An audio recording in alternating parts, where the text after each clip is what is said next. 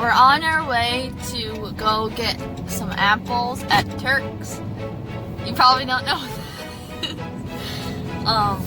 It's basically a place that has produce and baked goods and a bunch of other things. And we're getting apples to make applesauce. So, yeah. It's applesauce week. Normally, every year we have a week that we get apples and make applesauce for the freezer. We don't can it, we freeze it. We used to go apple picking, but as the kids got older, we have done that less. Now we just buy apples. The last couple of years, it was almost the same price to buy them as pick them, and it was easier to find a day to just run up and buy them than pick them. So buy them today and hopefully spend the rest of the week making applesauce.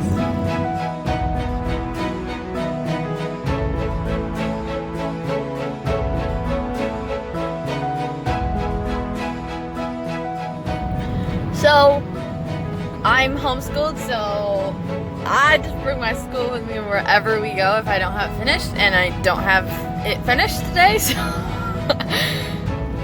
I'm on science right now, so.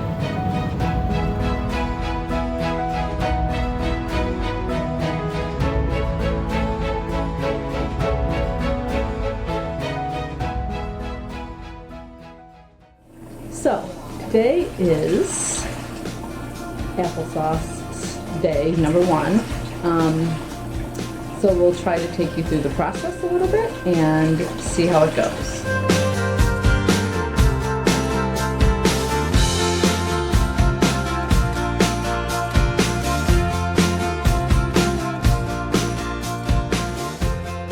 So applesauce we have made in our family for a long time. Every winter, and Dale's grandmother, that was one thing he requested I learned to make, his grandmother's applesauce. So I learned from her when we were first married and have made it ever since.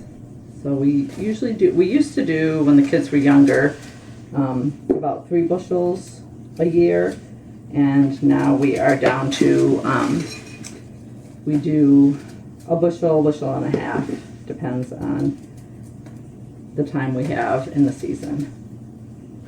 We cut them all up, skins and all. We just take out the center, the seeds and the core, and cook them like that. Run them through a food mill, and then a little sugar and a little cinnamon. And we use Northern Spies. Those are the apples that his grandmother said made the best applesauce. That's what she liked, so that's what we've used. And she said originally, one of the reasons they used Northern Spies, they had trees here, spies, and they also were apples that kept well through the winter.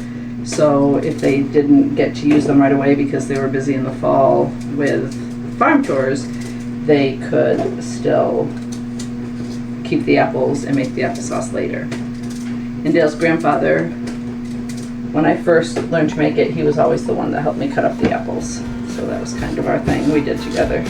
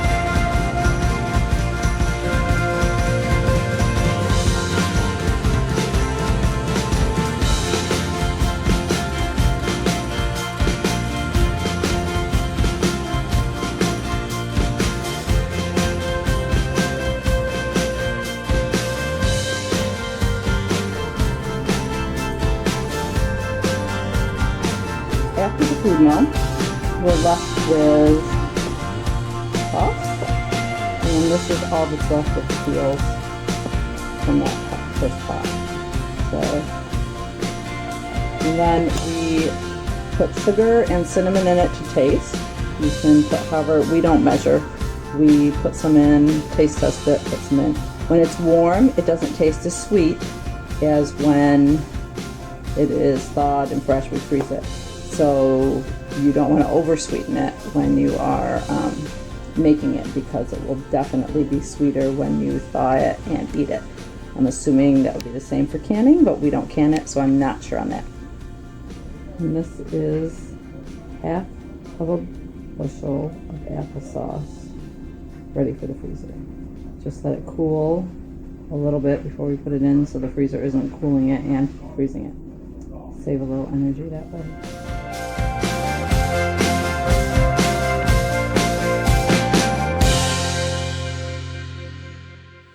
Well, that segment on applesauce, Claudine recorded earlier this week on October 13th.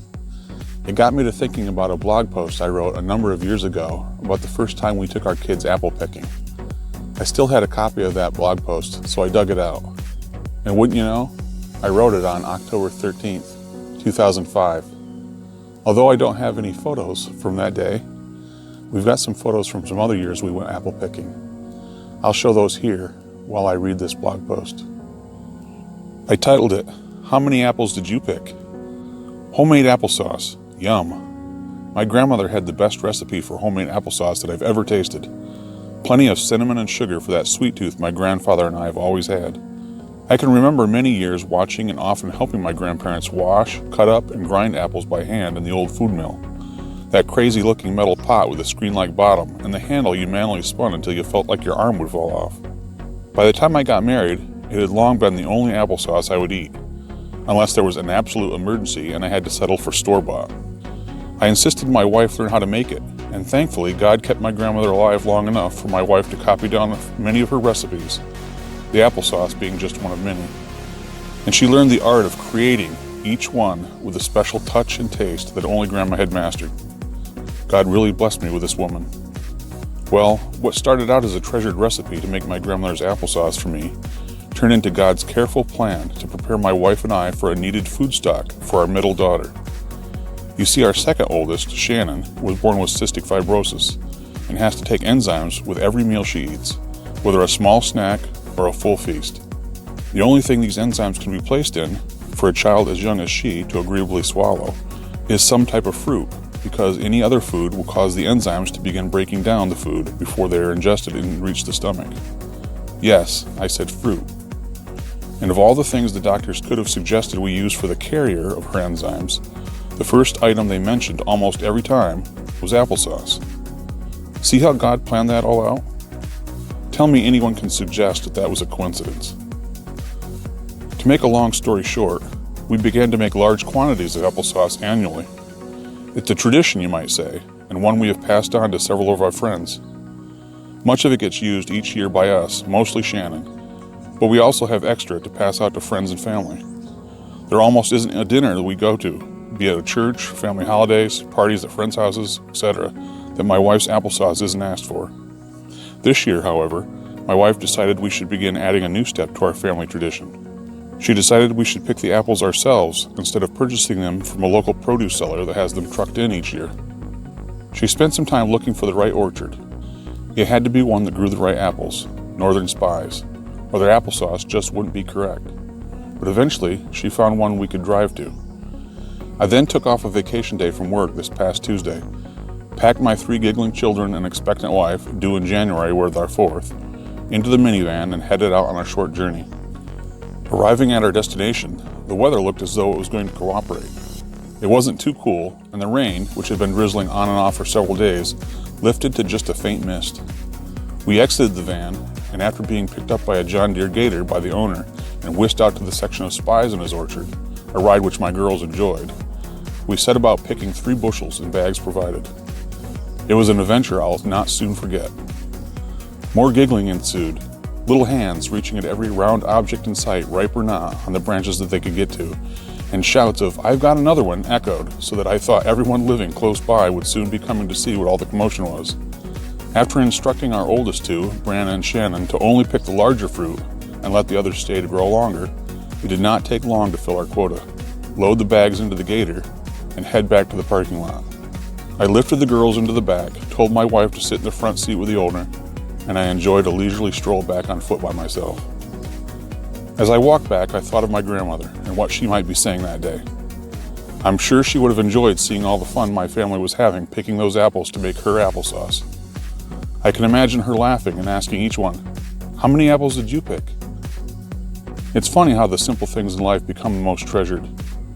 Thanks for the recipe, Grandma, and thank you, God, for the apples of my eye, my wife and kids. Well, Claudine and I have planted some apple trees here, roughly at the edge of where the old orchard started. And yes, some of them are northern spies. It's fitting, isn't it? My grandmother passed away in November of 1999, and my grandfather passed away in December of 2005, just 2 months after this blog post was written. This coming Monday the 19th would have been their 80th wedding anniversary. So this episode is dedicated to their memory. We hope you enjoyed it. If you make homemade applesauce at your house, let us know down in the comments what kind of apples you like to make it with. You can also leave us a comment and tell us what other apple goodies you like to bake.